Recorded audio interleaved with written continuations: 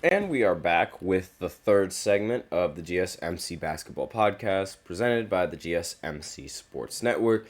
And in this third segment, we are going to be talking about Caitlin Clark and her recent struggles with in the WNBA and with her team because let's face it, she's been rather, well, not she, but the team and their success has been rather underwhelming.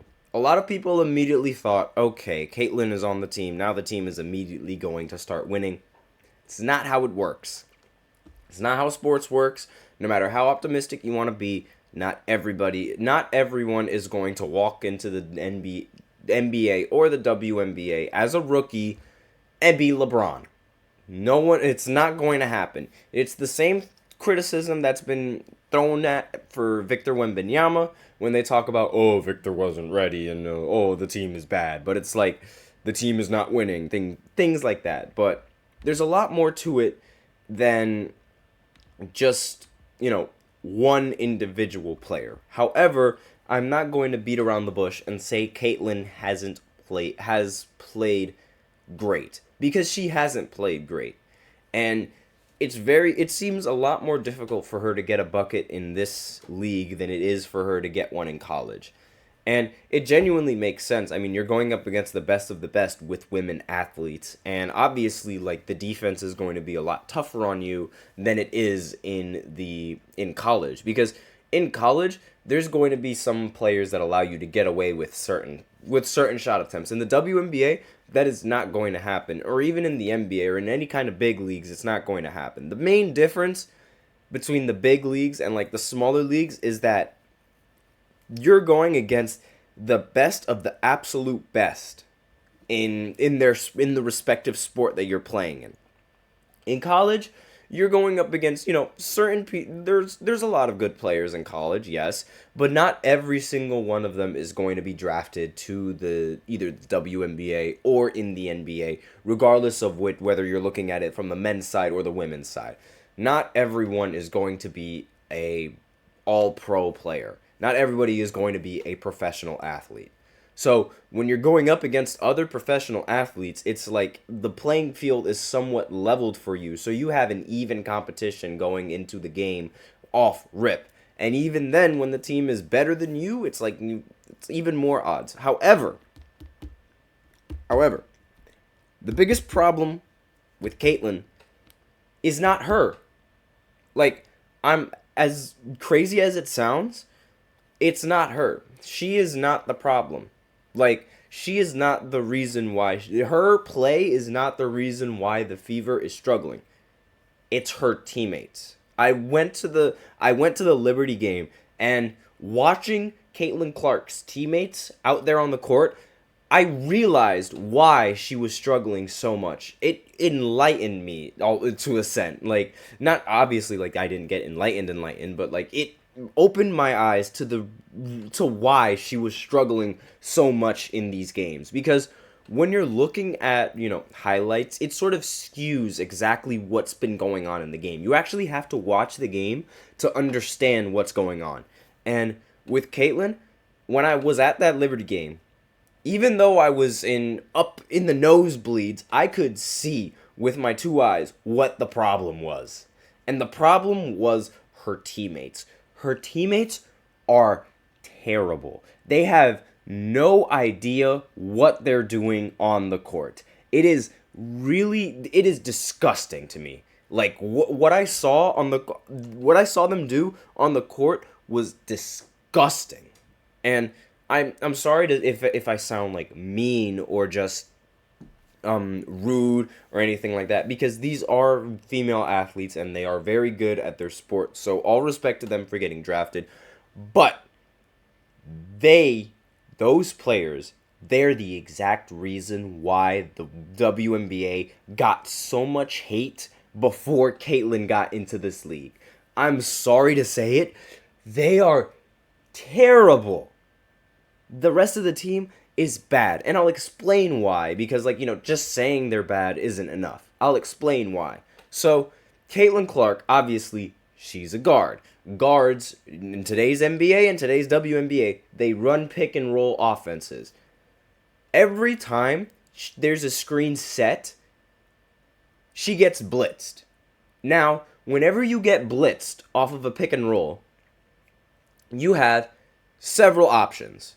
Your first option is to pass to the roller as the roller slips. Or if the roller is slipping, there's going to be a weak side coming in from the corner to play help defense. That's when you make the play and pass to the corner or pass down to the middle, and then the person down the middle passes to the corner, which gives you an open three. The Fever weren't doing that.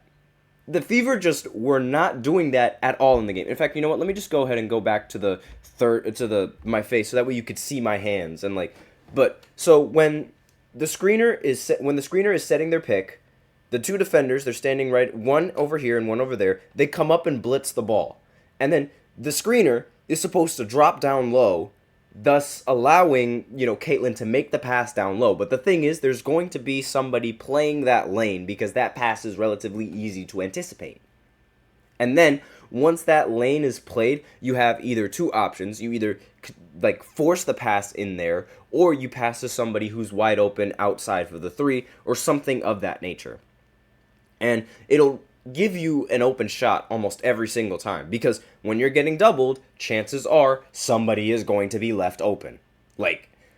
And the goal is to put yourself in a position to score where there is a point that you cannot return from if you're on the defensive side.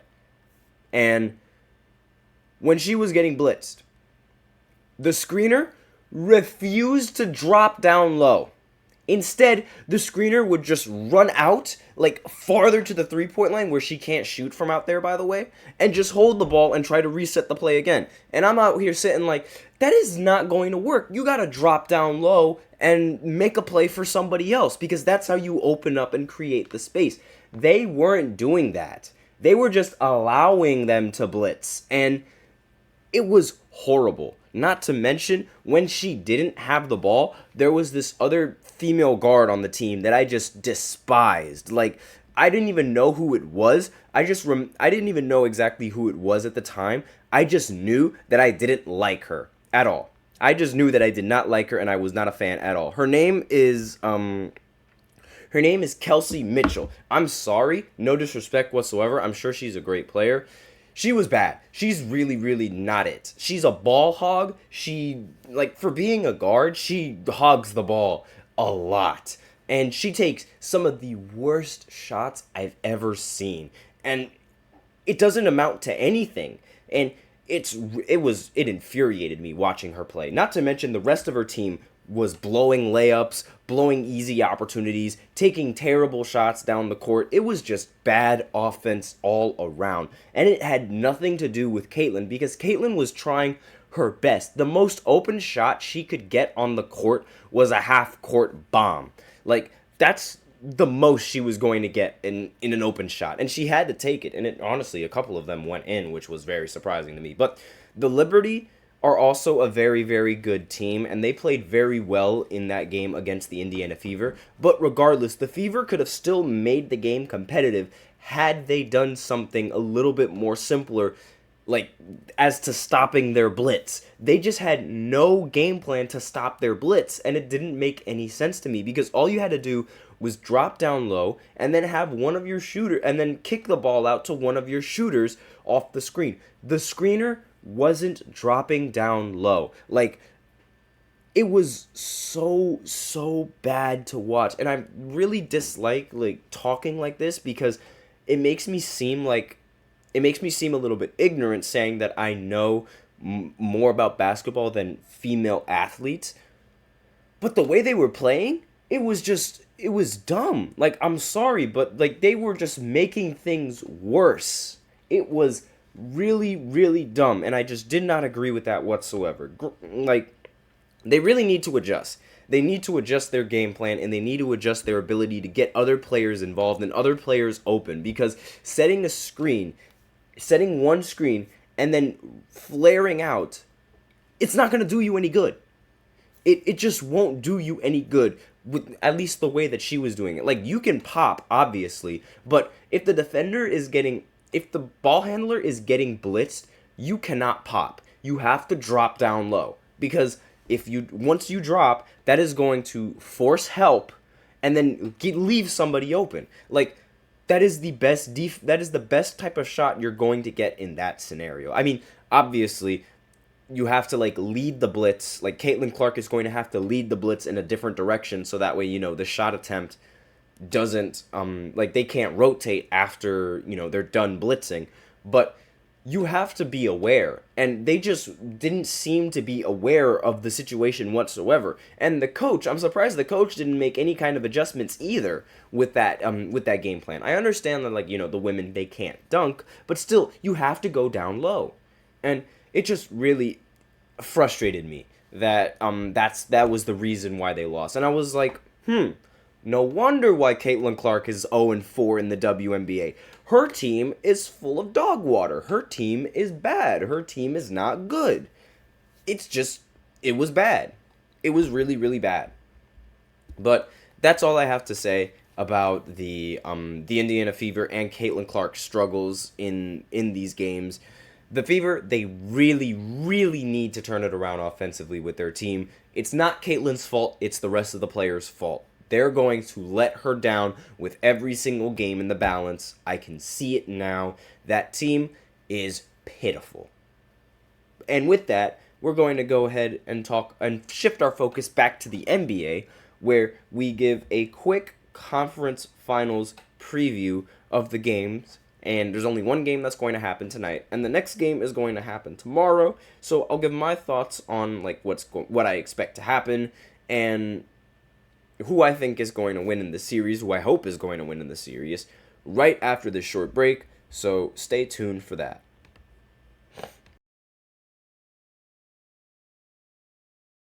For the best and latest podcasts available anywhere, go to the podcast app on your cell phone and type in GSMC to access free content-rich podcasts on health and wellness, book reviews, sports, entertainment, relationships, social media, movies, technology, finance, and even weird news. Subscribe and download the GSMC Podcast Network's family of shows, available everywhere podcasts are found.